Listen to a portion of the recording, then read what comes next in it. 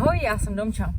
Finále Ligure je právem považováno za meku endurobikingu. Spousty závodníků tady tráví část své zimní přípravy a další bajkeři sem přijíždí na dovolenou, aby si užili skvělé traily, jídlo, moře, sluníčko, milé lidi a nezapomenutelnou atmosféru.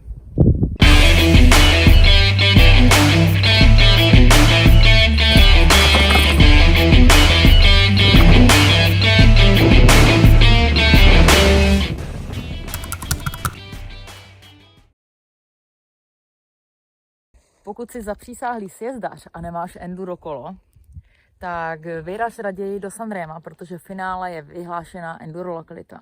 Pokud jsi začátečník a máš zkušenosti jenom z slow trailů, tak se ve finále budeš trápit a budeš asi moc jezdit jenom na pár určitých trailech. Takže je ideální už nějaké ty zkušenosti s kolem mít, protože finále je plné skal a kamenů. Nicméně se nám už stalo, že jsme ve skupině začátečníky měli a taky si to užili, i když teda jezdili jenom na pár trailech. Co je ale dobré je, když vaše skupina, ideálně tak 4 až 5 lidí, je na tom podobně s kondičkou a technikou, protože na sebe nemusíte dlouho čekat. K návštěvě finále doporučuji období mezi zářím a květnem, protože v létě tady bývá nesnesitelné vedro.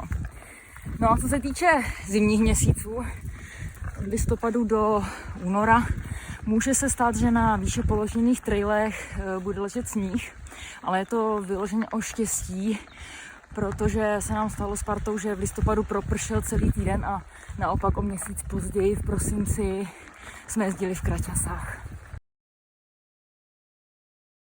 Pokud si to můžeš dovolit, naplánuj si pobyt aspoň na 8 až 10 dní, ať stihneš objet co nejvíce lokalit. Ubytování hledej na Booking, Airbnb a nebo dej na doporučení kamarádů, kteří už ve finále byli. Ideální je apartmán s vlastním parkovištěm, protože s parkováním ve městě bývá tady docela problém. Dále se hodí, když je k dispozici hadice na mytí kol a v lepším případě taky garáž.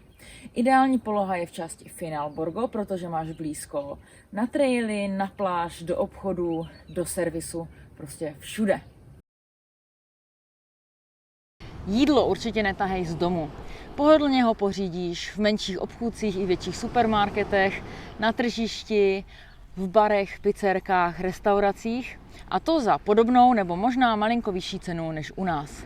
Kvalitou a chutí se ale rozhodně srovnat nedá.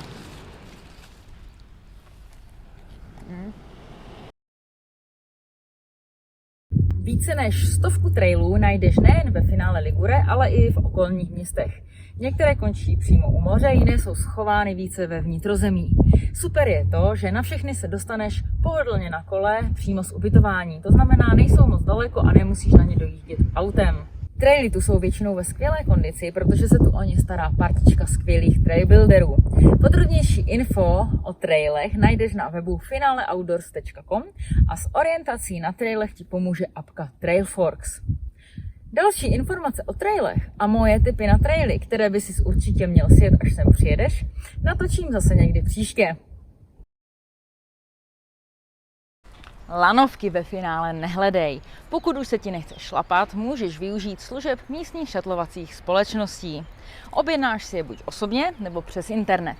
Zaplatit si můžeš jednotlivý vývoz na jedno z výše položených míst, jako je Meloňo nebo NATO Base, zhruba za 10 euro, anebo za 50 euro celodenní šatlování s guidem. Bike shop tady najdeš doslova na každém rohu. A většina z těch bike shopů má i servis, takže když se ti něco rozbije během pobytu, nemusíš zbytek času trávit na pláži. Pokud zrovna nejsi vyznavačem trailů, můžeš si tu skvěle zajezdit i na silničce, a to buď po nekonečném pobřeží, anebo v kopcích. Jsou tu také super skály na lezení a nebudeš se nudit ani na pláži. Tak na viděnou ve finále Ligure a doufám, že se potkáme někde na trailu. Čau!